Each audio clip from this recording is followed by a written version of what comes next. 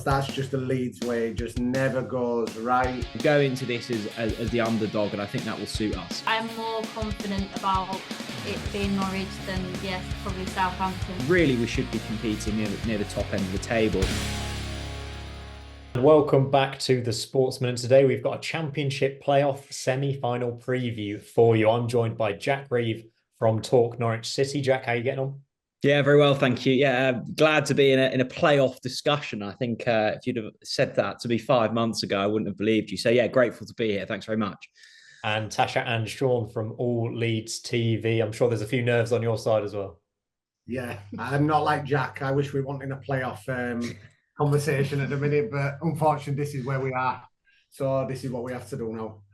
So we're going to run through everything to do with this semi-final. We'll start with a little bit of Leeds. A bit of history between the two teams. Leeds have only lost 2 of their last 11 meetings between Leeds and Norwich, who played each other in League One, in the Premier League, obviously in the Championship as well. We're looking at a Leeds side now, though, have won just 1 of their last 6 games, lost to Southampton on the final day, lost 4 of those 6 games. Guys, how concerned are you by this end to the season form heading into the playoffs? Let's go. Yeah, I'm very concerned. We've got no momentum going forward. So, yeah, heads down at the minute. I don't know. There's been some discussion about whether he's lost the dressing room or not. And yeah, just how's he going to get that?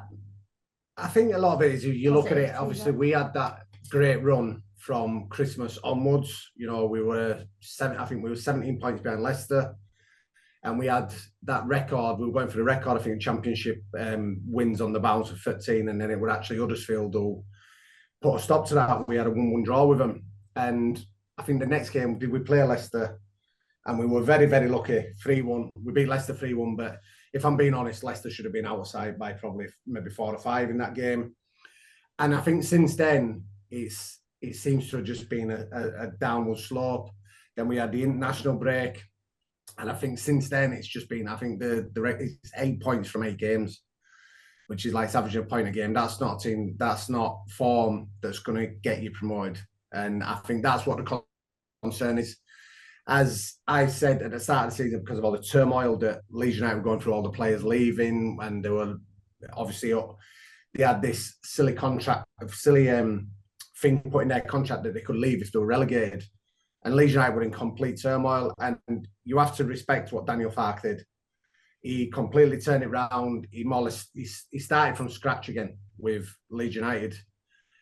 And if someone had said to me on the first day of the season, you will get 90 points to finish third, I'd have just laughed and said, you need to go to asylum, mate. There's not a chance that is happening. But it did. But I think the Championship has just been a crazy, it's just been mental this year. It's not, I don't think it's ever been known a team get 90 points and still not get one of the automatic places. So you have to give respect to Ipswich. I'm sure that Jack won't be saying that about giving respect to Ipswich, but as a football fan, you have to give respect to them. They kept going. We all said we think that falter, they'd just slip, they'd go, but they never did. So yeah. But no, I'm not confident at the minute. I don't know. Are you confident? Definitely not confident. No. And from a Norwich point of view, Jack, let's talk about form before we get onto Ipswich. 1 win in the last 5. That very strange final day performance at Birmingham, which kind of ended in defeat, but ultimately was a result that was fine for Norwich. How do you assess kind of your form coming into these playoffs? Yeah, it's been an intriguing one. I think, we spoke before that East Anglian derby 5, games ago now. And the aim then was to get into the playoffs. And actually, we did it relatively comfortably. Yes, it went into the final day, but it would have taken a miracle really for that to be overturned. But it felt somewhat deflated. You mentioned that performance against Birmingham, a 1-0 defeat. Look, St Andrews was bouncing and they needed to win. I think there was an element of we've already crossed the line. We want to try and avoid injuries. We kind of set up relatively defensively. I think they had in the back of their mind, as long as they didn't lose by 3 or 4, we were going to be fine. And that was never, going to happen the way we set up. So I think you can draw a line through that. I'm glad to hear our Leeds representatives this evening say that they're nervous, because we're nervous as well. I think if you speak to 99% of Norwich City fans, they would have preferred Southampton over Leeds. There was an opportunity, if we'd won on the final day, we could have finished 5th. That would have set the tie up against Southampton. The home form, there's nothing to worry about from our side. We look really good at home, attacking, fluent football. It's the away form that's concerning. I think if you kind of extrapolate that across the season, we're 19th best in the Championship in terms of the away fixtures. You've obviously got the narrative there with Daniel Farke. You mentioned our head-to-head record against Leeds over the last decade. It's not been a particularly happy tie for us. So, yeah, we're nervy as well. I wouldn't read too much into the final few games. You had a decent Bristol City and Swansea side in there. Both of those we came from behind. So, this is very much a fresh beginning. I think Leeds have the better squad. I think they've got a good manager there in Daniel Farke. It's all to play for. You mentioned a few of those previous meetings, 2 this season already. Both ended in Leeds wins, 3-2 at Carrow Road in October, 1-0 at Ellen Road in January. Tasha, what can we read into those kind of league meetings so far? And can you take a bit of confidence from the fact you've already beaten Norwich twice so far this season? No, I can't, because it's Leeds. Previously, we beat Derby twice and in the season, and then obviously we know how the playoffs went in that. But we actually beat them in the first leg as well, didn't we? Yeah, we beat them in the first and leg. we're 1-0 up in the second leg, so we were 2-0 up over aggregate. Yeah. And we still lost. Yeah, and because that's just the Leeds way. It just never goes right. And that's why we're nervous, because we know. I think, as I said, Leeds record in the playoffs, they've never gone up in the playoffs. We've played in the playoffs 5 times now. We were in the very first one, 1987 against Charlton. Back then, though, obviously it was a team who finished 4th bottom in what was the first division then. There were 3 teams that went in the playoffs, and Leeds managed to get to the final, went to a replay at St Andrews, and we got beaten extra time. We've obviously lost it against Doncaster. We've lost against Watford. We've been beat by Millwall and obviously Derby. So Leeds United in the playoffs are not the best of friends, should we say? Yeah, as soon as the pressure is on us, we just collapse. I think every time we've had an advantage this season to either go, like second or first. I mean, we held first for like 1 game or something like that, but then we've just messed it up.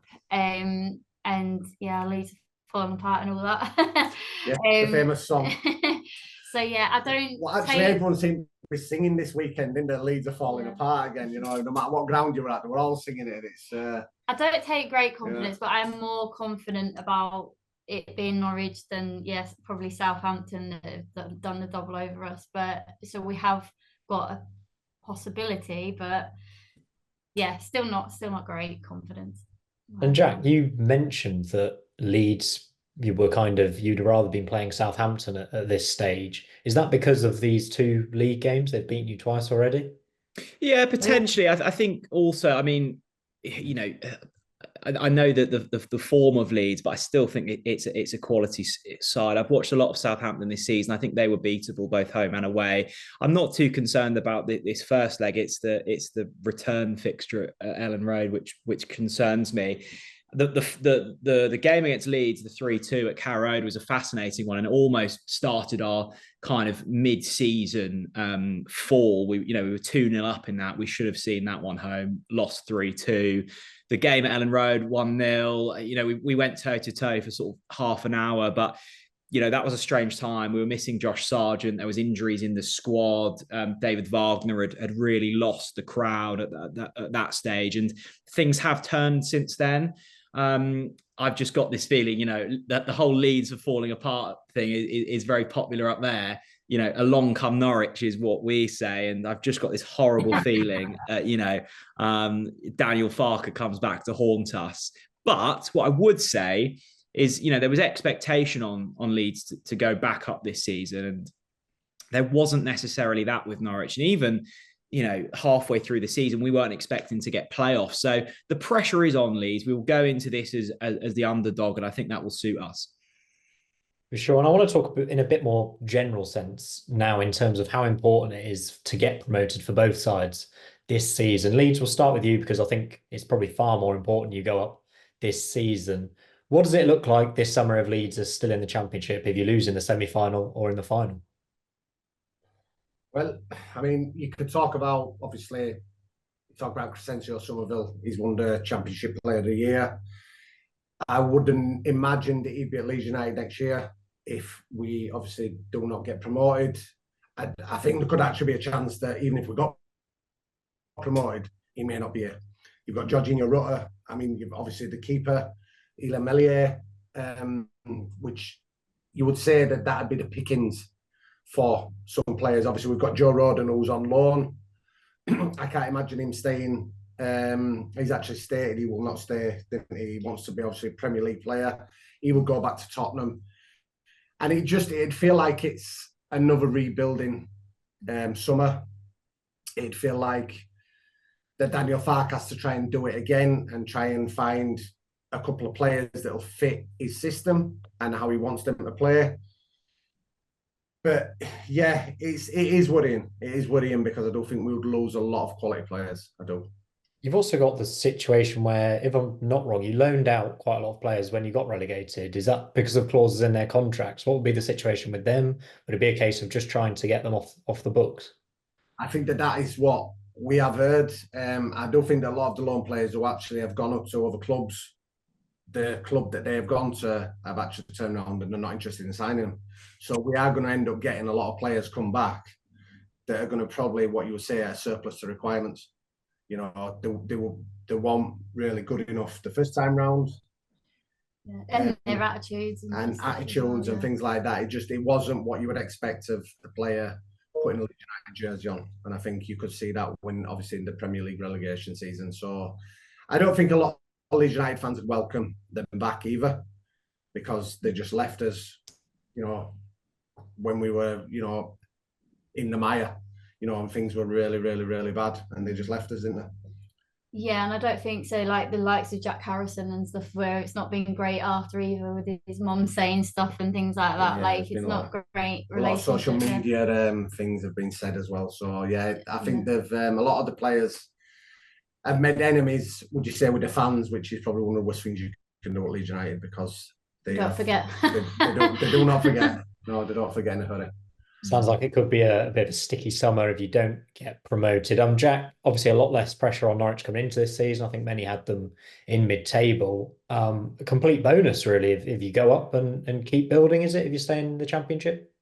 Yeah, to an extent. I echo the guy's thoughts there. I mean, the worry when you're a team, you know, with some quality players, and I mean, Leeds have got a great squad, and actually so have we. You know, Gabriel Saro, Josh Sargent, Angus Gunn, Borja Science. You know, you worry about losing those types of players, Jonathan Rowe, and I'm sure, you know, even if we go up, some of them will leave. But it's frustrating when you're a side like Norwich that does, you know, dip in between the leagues.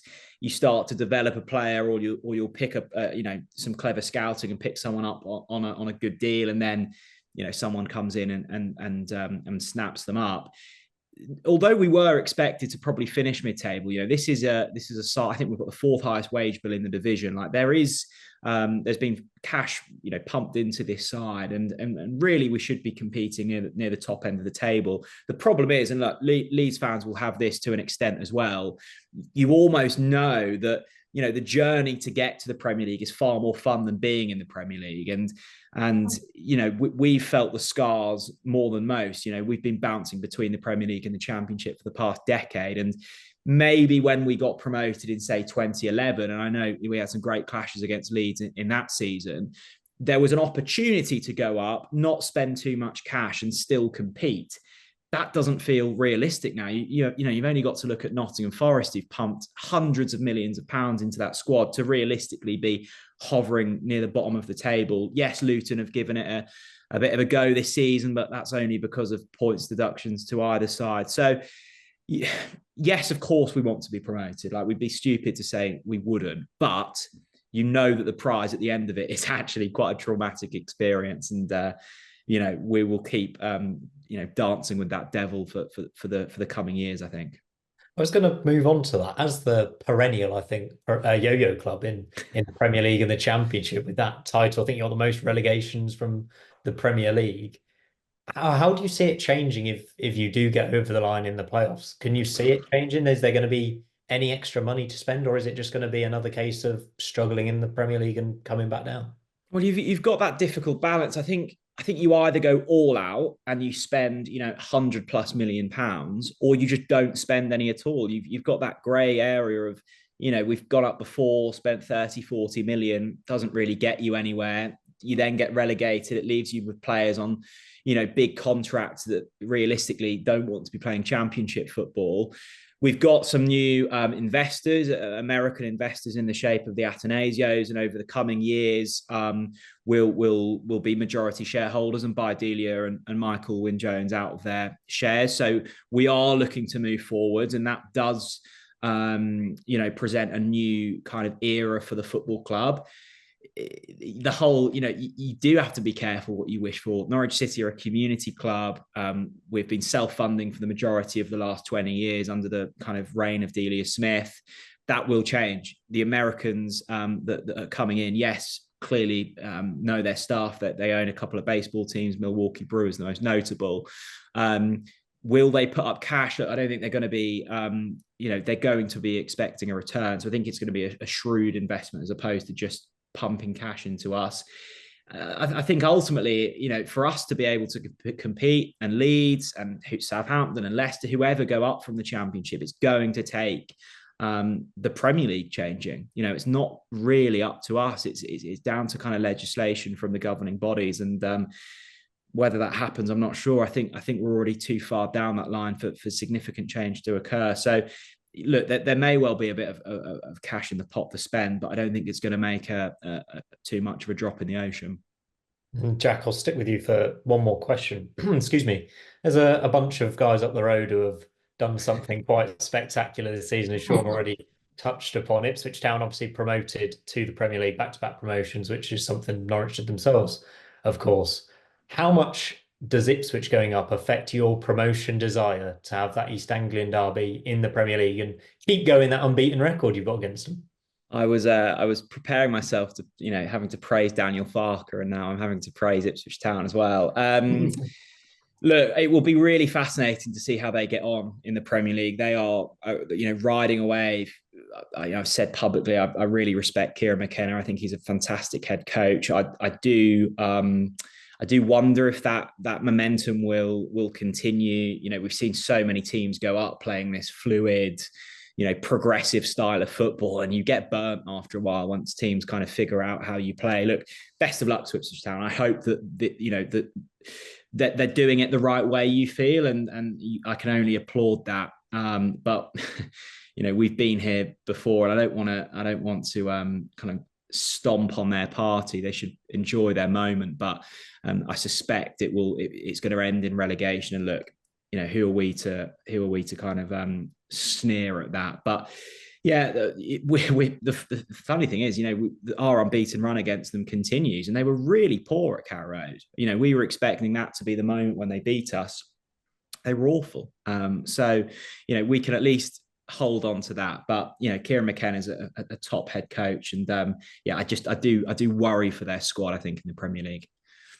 Back to this current championship campaign and the playoffs. You've already touched on it, Leeds fans, about your awful promotion record through the playoffs. 0-5. Obviously, the scars of Frank Lampard's Derby County celebrating at Ellen Road, the most fresh in your memory. Do you have any hope that this year is going to be any different? Or are you just, preparing yourself for more playoff pain? I think for us, it's like, if we don't go off, is it going to be another 16 years?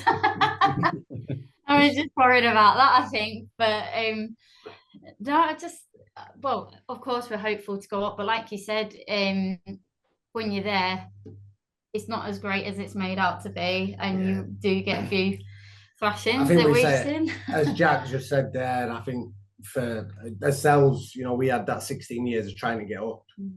And the journey is far more enjoyable than the destination. And it is, we had a great first year, obviously, through COVID, and we were unfortunate to not really see a lot of the games because of COVID in the first year, obviously Bielsa's first year. And we'd have loved to have seen that, because The next year wasn't so great, and then And obviously, and the one after that was what you call disastrous. But I just, as Jack did say, I don't think the likes of Leeds United, obviously we're a big city, we've got big backers obviously in the San Francisco 49ers. We don't know what sort of money they're prepared to put into the club. But we'd imagine that they are prepared to invest. They've said they're prepared to invest. Well, Will Ferrell's getting involved. Well, yes, Will Ferrell's involved now, by all accounts. But it doesn't necessarily mean success, spending 150 million, as Jack just pointed out, we're not in Forest. They just tried to just spend X amount of money.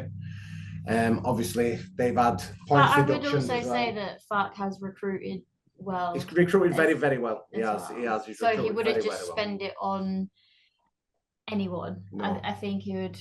I think that's why a few Norwich fans mentioned before that's why Farke struggled with Norwich, was the fact that he didn't get the backing. So hopefully, if we've got more backing, that he'd be okay. I just worry about his tactics sometimes. I think he's a little bit one-dimensional, and that for me is, like you said yourself, Jack, if you get figured out in the Premier League, then that's it, game over. You have to change. And we have seen him a little bit trying to change, but you can see that stubbornness, that same stubbornness that Bielsa had, and we got absolutely pumped. So yeah, that's what I worry for as well if we do.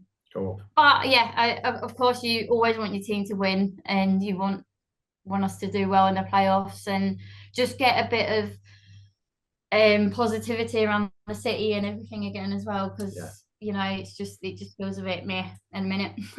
Jack, you're in the perfect place to kind of talk about it and move on. Daniel Farke, I mean, Norwich legend really still, isn't he? Why do you think it's not quite gone as well at Leeds United from your point of view?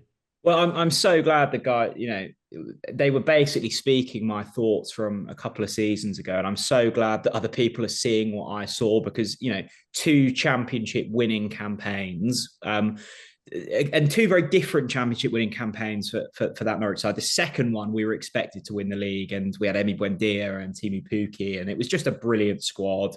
It was a weak division. We won it, and we were expected to win it. Brilliant. The first one was completely unexpected. It was full of, German recruits, and it was a new, exciting era at Norwich City. It was Daniel Farke, it was Stuart Webber, a Leeds fan as well.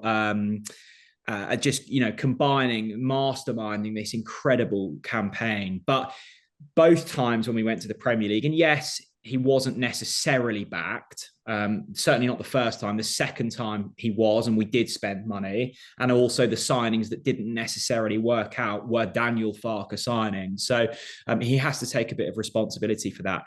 But it was the lack of a plan B. It was the lack of in-game changes that I found incredibly frustrating. And look, I'm on board with managers having an identity, and I think that's great. But you need to be streetwise, and I didn't see that under Daniel Farke. And I was, very vocal in wanting him sacked in the Premier League, and we did eventually get it. And look, it didn't work out in the end. But I just wasn't seeing stubbornness. The guy said, I think that's absolutely bang on. And I think Daniel Farke is a fantastic head coach. And what he does brilliantly is rallies a club and gets a club going. And I think that's a perfect, and that's exactly what Leeds needed. I think from the outside looking in, I don't want to speak on a Leeds front, because the fans certainly know better than I do. But he can get a community going and a city going, and we felt that in Norwich, and we'll hold Farke close to our hearts for that. But in terms of in-game management, I think there's chinks in his armour, and that was my kind of main concern. Look, we still regard him as you say, a Norwich legend. To win 2 championship titles isn't easy, but it's certainly in the Premier League he was found out, and clearly that hasn't changed from that point on. Tasha and Sean, quite a hard-hitting question, this one. Has Daniel Farke failed at Leeds this season? I wouldn't say failed. I mean, 90 points is still a fantastic season. And given, like you said earlier, the start of the season, you had all the players not really wanting to play for us, and there was just such negativity. Obviously, the takeover as well from Radazani was just all up in arms. We didn't know what was going on.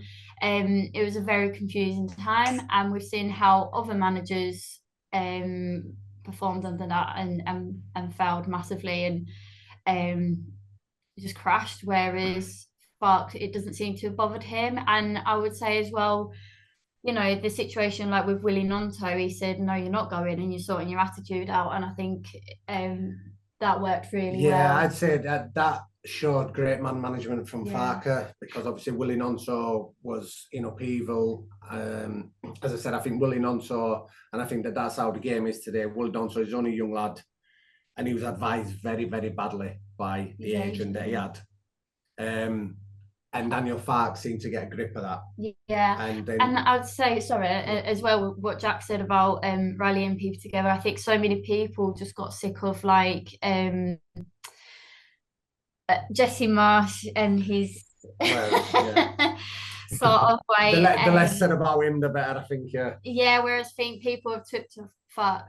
I think it was hard for Jesse Marsh because obviously everybody absolutely loved Bielsa, but I think there's a lot of qualities of Farke about that seems similar to Bielsa, and I think so everyone just took to him straight away. What I found out with Daniel Farke is, since he's been here, he hasn't just said things for the sake of saying them to get on the fan side. He's actually, you can believe what he's saying. Yeah. You know, whereas some of the managers, like say Jesse Marsh, people like that, were just saying things for the sake of saying it, but he actually, we've believed in him. Yeah. And I think the fans have took to him. So I think he hasn't failed in the in that sense as well, because he's bringing everything back up again, like, you know, everything to do with the club and the management, and then obviously what goes on the pitch and off. So on and off the pitch, I think he's been quite successful. It's just lately, and like Jack said, his subs has been very frustrating. It would be like 65 minutes, 65 minutes, maybe 65 minutes if we're drawing, if we lose if we're losing, it'll be 65 minutes. But if we're like drawing, but you can see we really need a change, it'll be like 80th minute, and you're like, come on. Please sort this out. And there has been a few frustrating moments, but yeah, I'd still say 90, I think he's been a success. Points, and given his. I don't think that any Leeds fan could really have a go at him, could we? No. At the minute, you know. And you're happy for him to be the man in charge next season in whatever division? I am, yeah. I would, yeah. Yeah, I am, yeah. If we do go up in the playoffs, then he deserves to lead the team next year for as long as results obviously dictate, because we're in a results business. So if we're getting hammered every week, obviously, then his contract will be terminated and they'll look to bring someone else in because the money is just too big. Hammered every week in the Premier League under Daniel Farke. Sounds a bit familiar to you, Jack, I bet. How do Norwich fans feel about David Wagner right now? We've talked before about their relationship with him. It feels like it's certainly leaning towards the positive side now. I'm not sure about positive. I think it's I think a little bit too far. Look, I think I describe it as civil. And the one thing that Wagner has got on his side, you know, he's been here and done it before in the playoffs. He took that Huddersfield side up, a far worse Huddersfield squad than I think he's got here at Norwich. Look, there is still flaws with Wagner, and he's not the perfect head coach. And of course, we've now got a new sporting director in Ben Napper. I think even if we were to get promoted, I don't think David Wagner will be the man in charge next season. I think that our new sporting director will want fresh ideas. I actually think Wagner would go, look, I've had a good run. You know, I've achieved my mission. I'll go out on a high, and I don't think enough head coaches do that. And I think actually that was a flaw with, you know, Daniel Farke. He could have gone out an absolute legend, and instead, you know, he just saw out to the bitter end in the Premier League. So, look, there's certainly more respect for Wagner than there probably was when we spoke ahead of that East Anglian derby. And what we certainly have to say is he's constantly had the squad's backing. You know, the players love him. He's been able to rally them, and that's really important. He's never once lost the dressing room. He's lost the crowd, and, you know, he's had pops back at us and we've had pops at him. I mean, there's been no love lost there. But the players like him, and I think that's, you know, at the end of the day, that's all that matters. So he's got us into the playoffs. He said he's feeling confident. He said he's got a very good squad. And look, I think they'll be relishing this opportunity. And to touch on something you've just mentioned there, Wagner obviously has won the Championship playoffs before with a poor Huddersfield side. Farke's not been through this sort of tournament and this sort of high pressure thing. He's always got promoted automatically. How much of an impact do you think that experience will have in these two games? I think it will be massive. I think it will be. I mean, the amazing thing with that David Wagner Huddersfield squad was, they got promoted through the playoffs without scoring a goal in the playoffs, which is just remarkable. And I think wouldn't you? Yeah, absolutely, I would. Yeah, absolutely. And I think it will be. He's spoken about that Huddersfield squad a lot, and I think he clearly loved his time there. I think he cherished the experience of the playoffs, and I think he really relished it. And one would hope that he brings that to this Norwich side. I mean, he's got, as I say, he has got flaws, but he's a very lovable man, and I think he'll be feeling confident. I really do.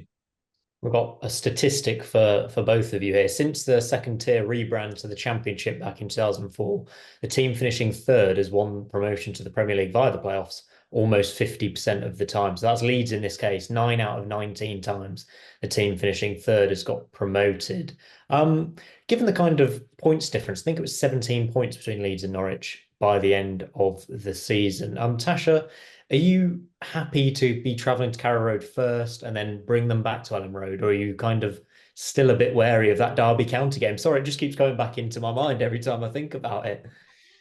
Yeah, I think, well, I'm hoping that we could get, a win there.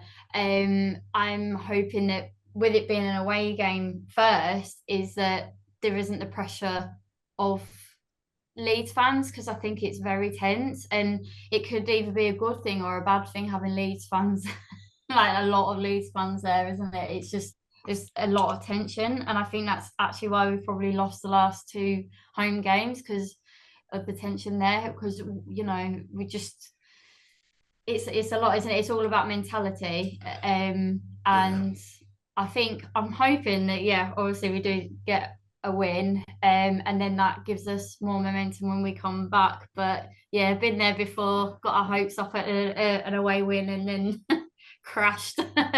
So I haven't really thought that much about it, to be honest. But do you know what? I just want to see a performance from him. I want to see a confident performance, because that just hasn't been happening recently. The players have looked a bit shot.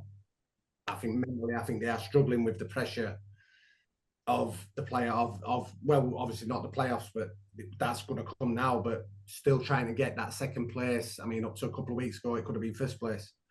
And I just don't think the players mentally were strong enough to see it through. Whereas when you looked at Ipswich, obviously Leicester had their blips. Then they got that 5-0 against Southampton. I think they just pushed on from there, and they just looked like they did win it by a few points, which they did. And Ipswich just did what they did, but we just didn't have enough in the end to see it through. So, as I said, I think we were talking after the game at the weekend against Southampton. I said, look, let them have a day or 2 off. And I think it needs to be a psychological training session for me. They need to sit down and analyse, look, what are we doing wrong here?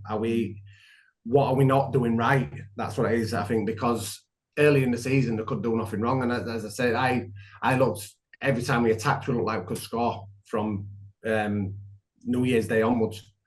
And that's just gone out. Even when we went down like 1-0 or whatever, you didn't panic at all. But now it's like, oh God.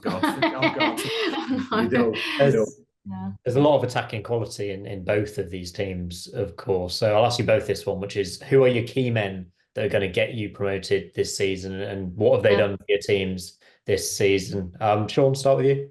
Yeah, well, obviously you can't go past Crescencio Somerville, Championship Player of the Year.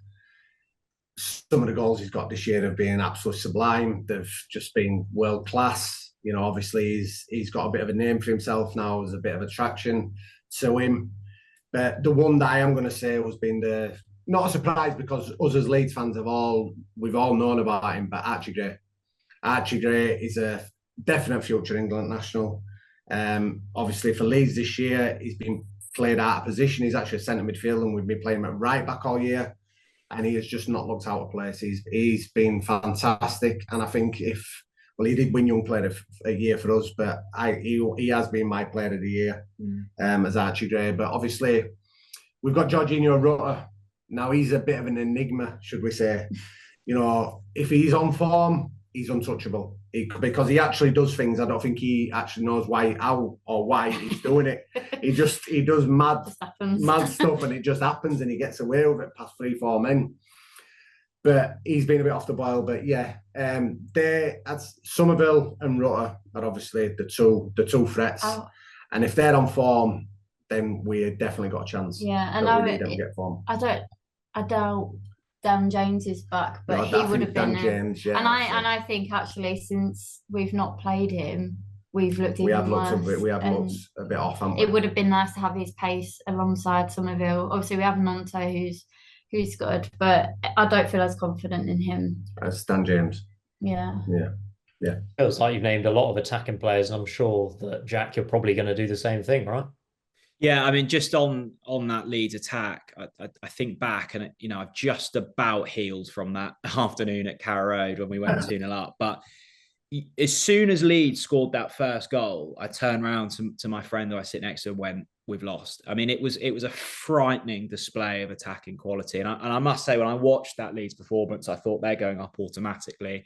It was, when that Farke football clicks, and particularly with a talented squad, it is very good, and I don't think anyone can stand up to it in the Championship. So, yes, it's some quality players that we're going to have to defend against. There were two players that Farke wanted to take to Leeds from Norwich. They were Josh Sargent and Kenny McLean. I think the latter of those, more from a leadership perspective, but Josh Sargent is, I think, one of the best strikers in the division. His goal scoring record is phenomenal. I mean, he was out for more than half the campaign, and his return and our form improving, that's no coincidence. He is, just an absolute leader from the front.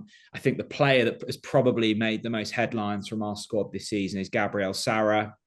He is both assists and goals. He's not particularly flashy. He's just very, he does the basics right. He scores some nice goals. He keeps play ticking over, and I don't think there's too many in the Championship that almost has that ability. He can slow a game down. He can speed a game up. It almost just revolves around him. And even when he's having an off day, he'll pop up with an assist or two. So they're the two.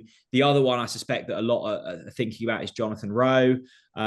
He had a brilliant start to the season. He's had injuries since then. He's kind of had cameos for the last couple of games and not really made an impact. I suspect he'll come off the bench for these two games. I don't think he'll start. I don't think he's quite match fit yet. But it's funny, we're both sat here, Leeds fans and Norwich fans going, half of our squad are dangerous, and yet we're battling it out in the playoffs. It sounds as if we should both have gone up automatically. So something's gone wrong somewhere, and I don't quite know what. But both sides packed with quality.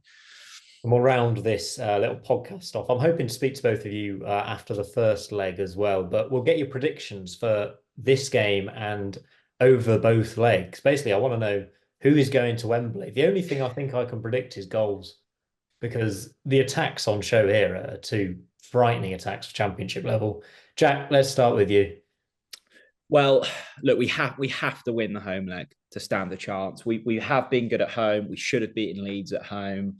It's our home form that carried us into the playoffs. Our away form stinks, and we've never been good at Ellen Road. I've been to Ellen Road too many times. I've been burnt on every occasion, so I will be there again, and I'm hoping for a better outcome.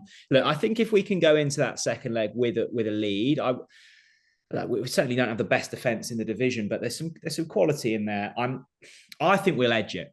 I really do, and I am feeling confident. I think the mix of Wagner having been here before. I've become more confident since hearing Tasha and Sean speak. So thanks, guys, for that. I think we'll win the home leg, and I think we'll scrape a really grotty draw in the second, and that will be enough to carry us through. Might be kind of head over heart or heart over head, whichever it is. Speaking there, but got to be optimistic. And Leeds fans agree with the Norwich win? Surely not. No, actually going to go the other way here. You're gonna. This is. I've been thinking about this. I've just got this feeling that we'll actually win at Norwich, but then Norwich will win 2-0 at Norwich, and then Norwich will get a 1-0 win at Ellen Road. Because I think Norwich will score early as well at Ellen Road, and it'll be just backs against the wall. I do. That's why I don't know why I've got this in my head. That's how I pictured it. I think we'll win at Norwich, but then Norwich will get an early goal and it'll just be literally backs against the wall for the next 80 minutes or something stupid like that. I don't know why. I don't know about you. I don't know. With all this attacking, I'm going to go 3-2. To us, I have to say us, even if I don't completely believe it. But yeah, I think we'll be better away, like I said earlier. So maybe a win away and probably a loss at home. Yeah. Be a very nervy Ellen Road if you're clinging on to a lead. Oh God, it'd be brutal. Yeah. It'd be awful. Given both your thoughts on, I'll just grab your thoughts on the other semi-final as well. If you do progress to Wembley, which both of you think you will, you fancy chances against a Southampton or West Brom, and who do you think is going to progress from that one? I'd rather have West Brom. I would rather have West Brom than Southampton. I would. They've done the double over us. I know that means nothing, obviously, when you're going into the lottery of the playoffs, and a one-off game at Wembley. You know, I think it's more about who's got the most bottle, who's got the most nerve to see it through. But I just think that Southampton, I think they just seem to have our number at the minute. So yeah, if I wanted either of the sides, it'd be definitely West Brom. I'd say that, yeah. Jack, how about you? Yeah, you're not getting too much agreement. Sorry about that. I actually think West Brom are kind of the dark horses, and it might be because they've just bubbled under the radar for the majority of the season. They were never in the race for automatics. They were never really going to drop out of it. So I like the head coach. I think it's a solid squad. We've actually played really well against Southampton this season. And look, I'm Russell Martin's biggest fan. He was a Norwich legend. I love the football he plays, but we have to get to a point now with Russell where you go, is his style of football working? Like, it's looked flashy at Swansea and MK Dons and Southampton, but actually has he necessarily achieved the goals set out at any of the clubs? I'm not sure he has. So I would be concerned if we played West Brom at Wembley, because I just think they would have gone under the radar all season, and then they rock up and people go, oh, actually, these are quite a good outfit. Southampton, look, they've got goals in them, but they're leaky. But I think for both us and Leeds, it does present an opportunity. It does feel as if like this is almost the bigger game than the final, because, you know, I would think both West Brom and Southampton would be less of a test than Leeds. So I think if we can get through this, then I'm starting to dream, I think. Very interesting indeed. Wembley still feels a bit of a long way away with these two massive games to come. Thank you both very much for joining me. Tasha and Sean from Leeds United, and Jack, of course, from Talk Norwich City. We'll see you next time, hopefully next week, but thank you very much for joining me.